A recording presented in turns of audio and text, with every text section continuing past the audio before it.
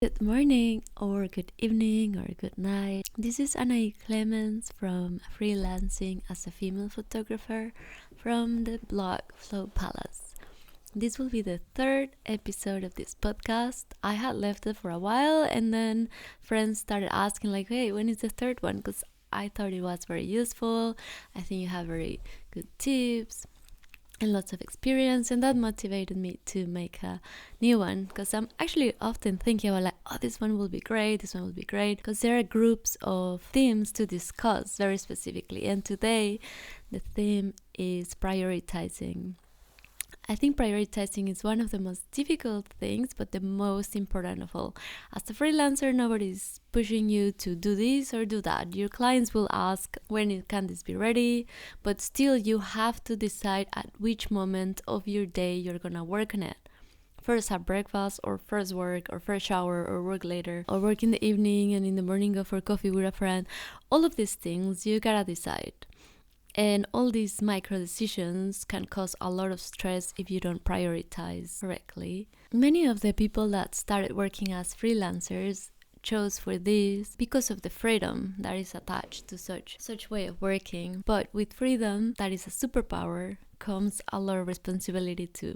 When you have a bunch of tasks, luckily, let's imagine you are running now, you have a lot of projects. So how are you going to decide where to start? You have some tasks that are good for the client, so you deliver super early and they're very satisfied and they can work on. There are other tasks that you want to do because they're pleasurable, it's a personal project or one that aligns more with you. Or you have to send this one because then you can already send that invoice. Everybody is different. For freelancing, there is no formula because that's the whole point. We start as freelancers to create your own formula. Again, your superpower and your responsibility, and you have to balance those. Luckily, there are tools that can help us prioritize. For many years, I was trying all kinds of digital to-do lists, different kinds of calendars, but after all, I have simpler systems that I found useful for myself. And I will mention also some that I have seen being used by other people. My favorite tool to prioritize is called Keep, K-E-E-P, from Google. You can access it from your phone as an app, or from online from anywhere you are by logging in your Gmail, or from your computer. And it is a space where you can have multiple to-do lists, which for me has worked greatly because then I can separate work, personal, shopping list, and long-term projects. Also books that I've gotten recommended or movies I like to watch. And they're all categorized because when I had just one long list of all the things I want to do in my life forever, it was very overwhelming. Every time I looked at the list, I had to start reprioritizing again. And I really want to do that experiment indeed. I had forgotten about it. Or should I just do what I actually have to do today? So now that I have it separate, I have the designated time to, now it is work time. So I'm going to look only in that list. And later, if I need to take a break, I can take a look into the inspiration list or personal projects. Or now I'm going outside, I only look at the shopping list without being distracted by the work one that, I still have to do this. So it works great for me to separate and designate times. Now is work time. I look at that one list. You can also add a fun background, which makes everything a bit more playful. So I use it as a checklist. You can also make notes there, but I use the checklist one. When you click on the little square, it makes this task done. It brings it all the way down with a stripe. And that is great because at the end of the day, I can see all the things that are striped and it feels good. I have actually been productive, and you can move on towards your free time a bit more freely, more relaxed. These little celebrations of what is accomplished is important as a freelancer because nobody comes palm your shoulder, great work, not today. You're on your own, your responsibility, you drive. When you deliver your pictures, of course, your client is happy, but it's more, you should not forget to celebrate your little accomplishments, even the small tasks, like, okay, this is done, this is done, because it is really difficult to keep discipline as freelancer, really difficult at the beginning. Later, it becomes a habit, but a habit is built day by day with micro choices. Well, let's go back to the work list on Keep. So you have a list of a lot of things. How do I know where do I actually have to start? To help me realize that, I add the time I will need to complete a task at the end of the task. Let's say I need to edit photoshoot Maria. And then after that, I estimate, okay, I shot 1 hour. I need 1 hour to select, import, backup, and send those, or whatever time you need, right? Or I need to reply this colleague, and then I write 5 minutes. And when I have more of those 5 minutes one, it helps me to say like, okay, this is actually a quick task. I can just do it and get it over. Because a big task and a small task on the to-do list, it occupy the same space. But then when you click it, it feels like if it was just as big. And once you're motivated to keep on going, like, wow, I'm in a row. I already did 5 things. It was 5 messages, but it's 5 things. And once you're in a row, I think it's easier to continue instead of starting by like one really, really big, difficult task and you didn't get to do any of the other things, and it felt like you couldn't accomplish anything that day, although you worked for 5 hours in a row, 10 hours in a row. So I try to mix them actually. When I have one big important task, sometimes I take little breaks to variate and reply to this message, reply to that message, and at the end of the day I did 10 things, and that feels good, and they were actually done. So also for a big task, I will need 4 full hours of focus. So I write the task and afterwards 4 hours. When I have that, I can see, okay, I put all these on top, the small ones on top because this will go quickly. All of them on top, and put I'm not sure yet, under, but the ones you're sure they need quick reply, because then people can move on. For example, if someone's waiting for you so they can finally publish something, just reply yes, no, so other people can continue working. I would consider that as a priority. Just give them that green light to move on.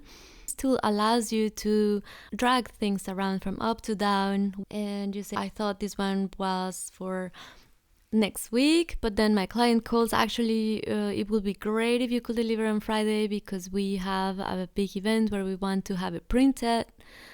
And then you're like, okay, I can move that one for Friday if you can, or you move things around. Find your own workflow. Again, for me, it works best to do one big task a day, but mix them with many little tasks too. Because sometimes many little tasks feel unimportant, also like you didn't do anything,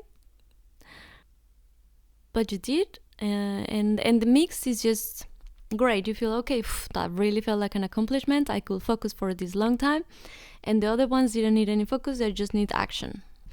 On Google Calendar and even on the email, you can synchronize it. On Gmail at least, you can synchronize it to Google Keep as a task. For example, in the email where you mention the date of the photo shoot with your client, and they also say make sure you take some wide angle shots as well, you can select the wide angle and turn that into a task, and it adds it to your Keep. And related to Keep, is also good to have an online calendar because you can access it from anywhere, also from your phone and from the computer. Sometimes people say, I only have my calendar on my computer, not on my phone, because then I will get reminders. or just on my phone, but not in my computer. And at the end, it creates misunderstanding, missing appointments.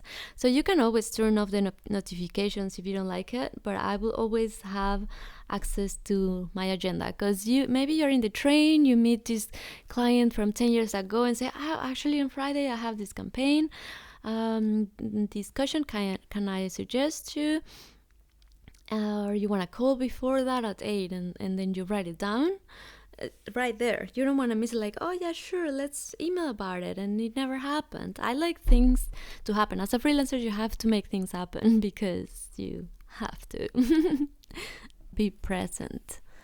I think when I just started, I ignored many emails, like, okay, it will come someday. Of course, I will not let that happen, let that go, but I did.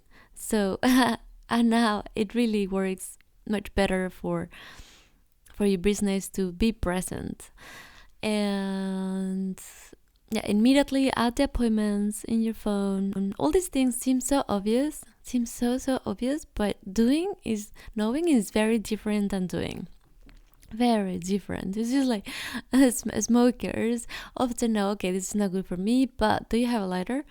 And and there are many examples. Knowing is different than doing. Doing requires building a habit, and a habit is built by making a lot of tiny choices day by day. It's not like, okay, since today this is how I operate, or at least it doesn't work like that for me. I need to build up, like, okay, now I choose to do this, now I choose to do this again and again. And well, habits is a different topic. One more thing I really like about Google Calendar, and that helps me have an insight of where my time is going. The fact that I can put different colors. I have yellow for my fun things, my personal meetings with friends, parties, anything that is not work related. I have dark blue, but it's my health appointments, like the dentist, all this. For work, I have green when it's photo shoots or post-production. Sometimes post-production I use a lighter green, but photo shoots and everything related to work I put on green. And I choose to use this green because it feels like a positive thing. If I would put all work things in red, I think it will make me very stressed.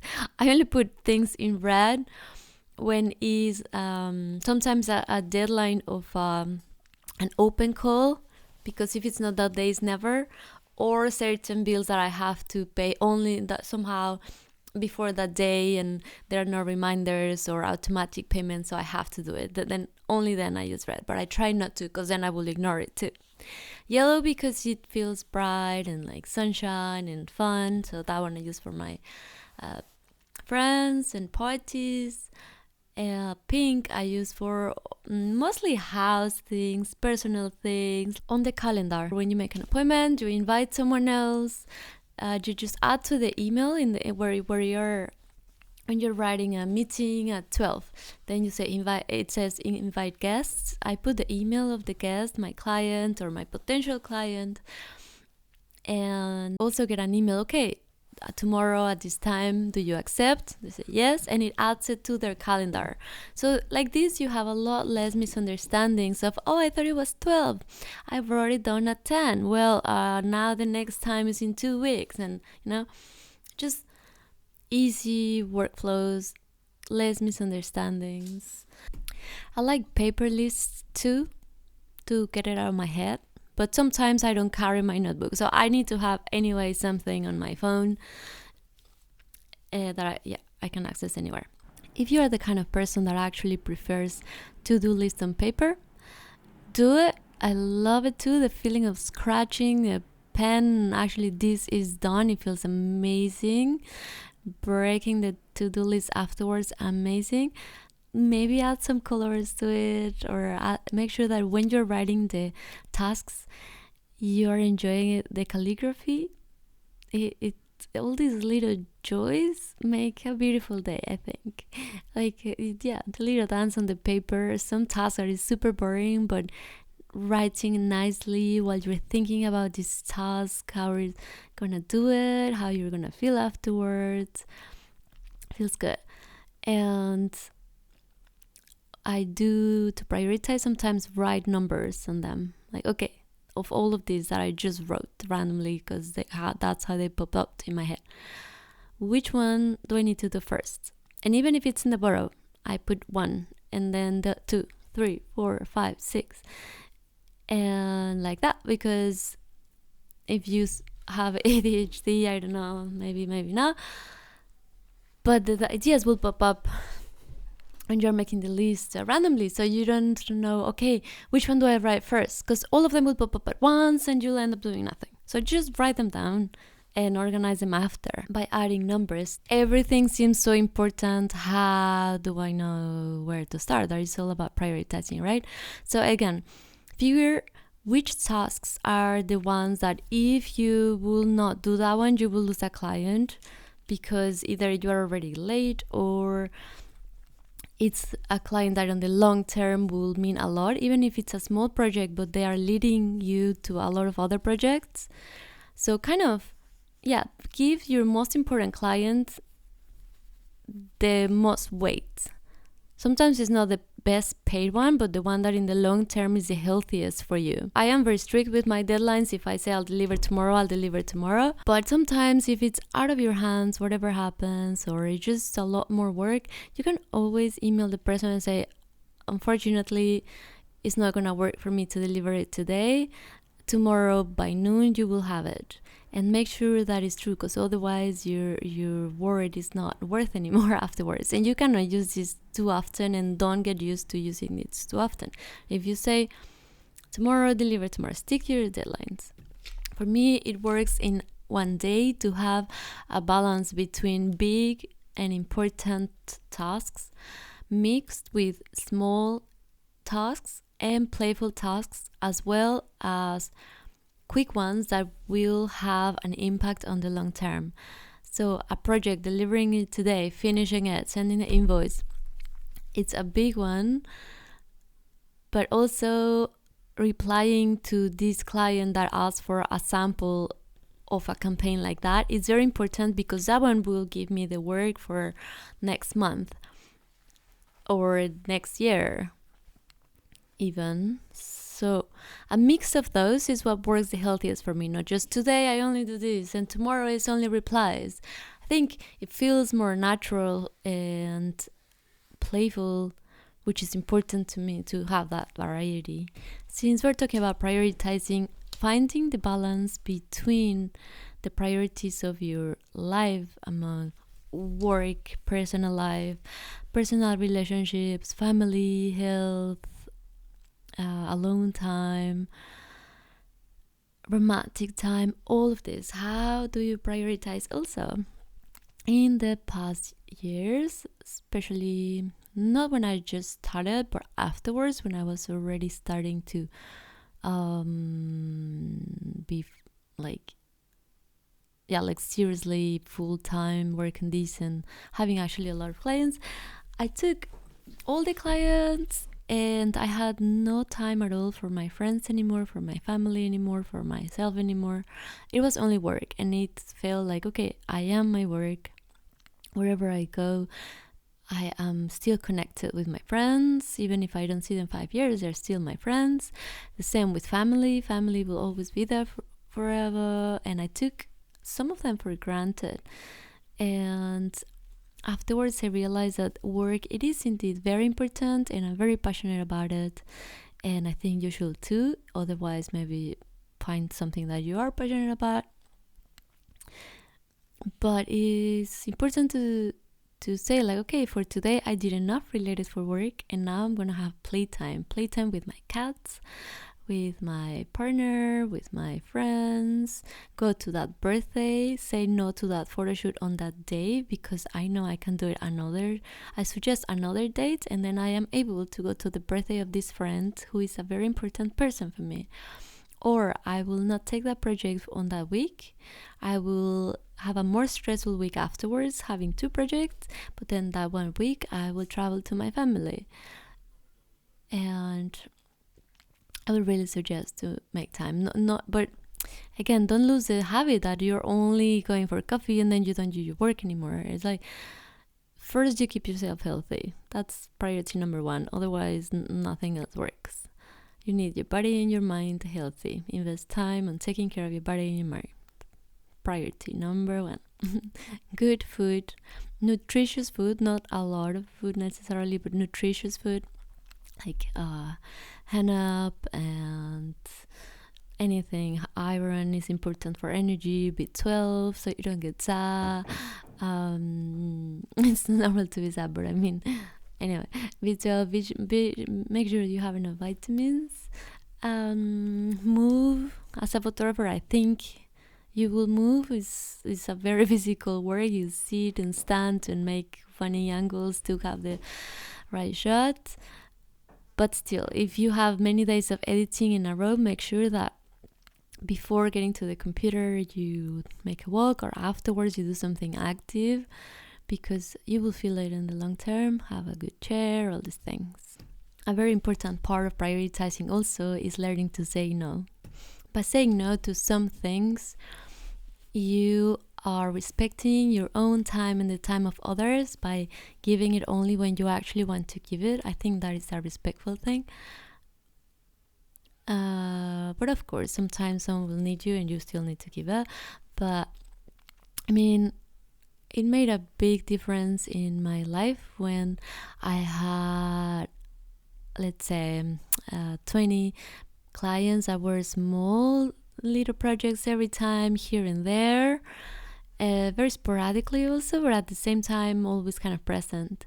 But then I thought, okay, I actually have to quit this one, because all these little projects take me so much time, and although it's kind of stable, it just takes too much time that will be necessary, will be needed to do acquisition in another way, promotion in a different way for the big projects. Because by now I know that I have portfolio good enough to have bigger projects, or some that align much more with me than those small ones that were great when I just started, but I've grown it. It's good to realize.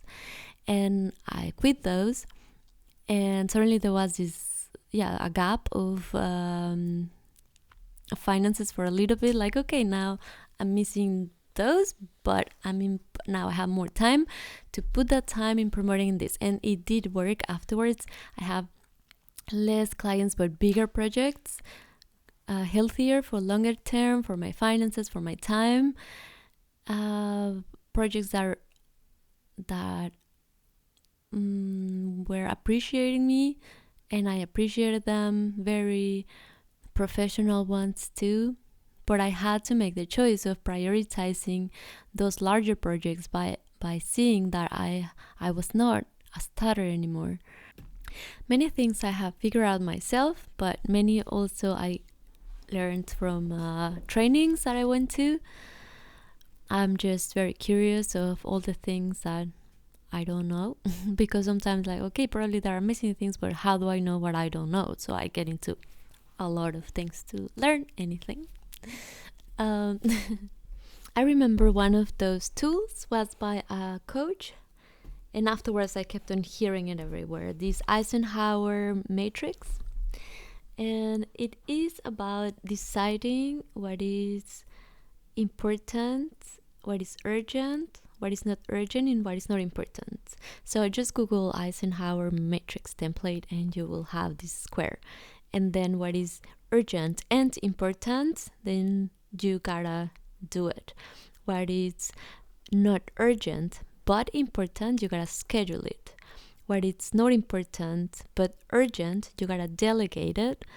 And what is not important and not urgent, you can delete it.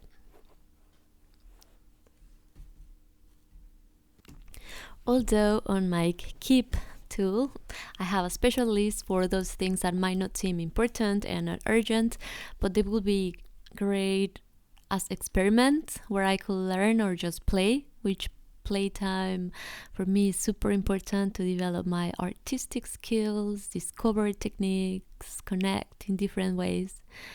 And I put those on a different list as long-term projects or someday, and then if it already passed 10 years, I have some of those like, okay, this one I don't really feel anymore. It was, whatever.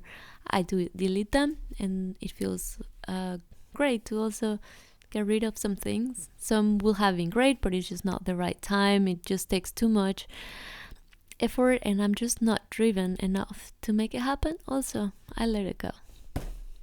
I do notice that many photographers that are great at photography but not really good at business yet, that's because they don't put promotion as a priority. And you gotta just get your work out there, remember people that you're still active, show your work so people know, okay, I connect with this, I will like this, or actually I know someone who will need this service. It's not like selling the whole time. It's actually really nice to something that made you feel something beautiful, to show it to someone else, and they might feel this beautiful thing too. That's how I see it.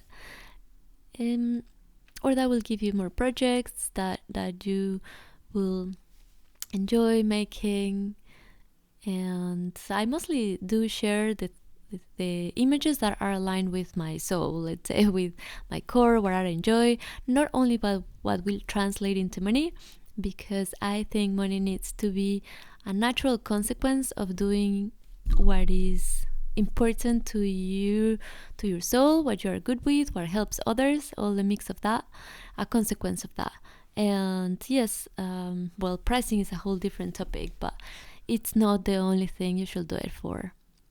But to share it, I will recommend to share your work and make the time for it on your schedule. Because being a professional photographer is not only taking pictures, there is a lot more than that.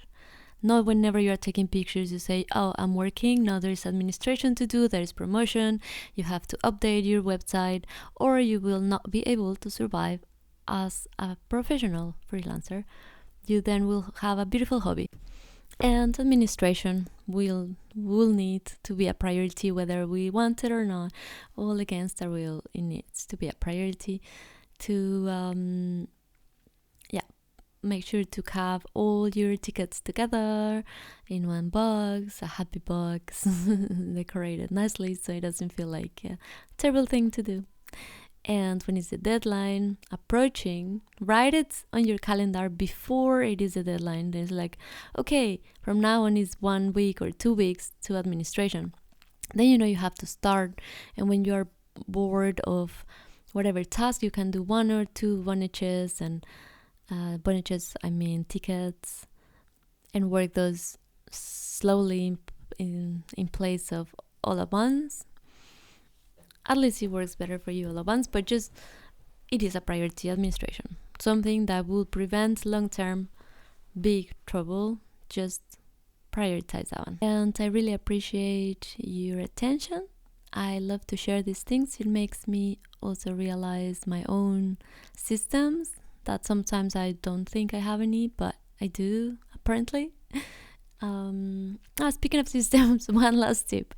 I know one person, very systematic one, that what he does is put the post-its, like 6 post-its for different projects next to his computer. So he has, okay, post-production, this, emails, this. And then he has them like analogically on paper next to his desk, or each big task in one post-it, and when he's done he throws it away. Not great for sustainability, but it's like paper recyclable. So. And now I will leave this to continue my work, and good luck with yours. The next one will be about selecting your images. It's a whole thing. You will be surprised. The choices you make will be very different than the pictures someone else will choose. Okay, see you next time.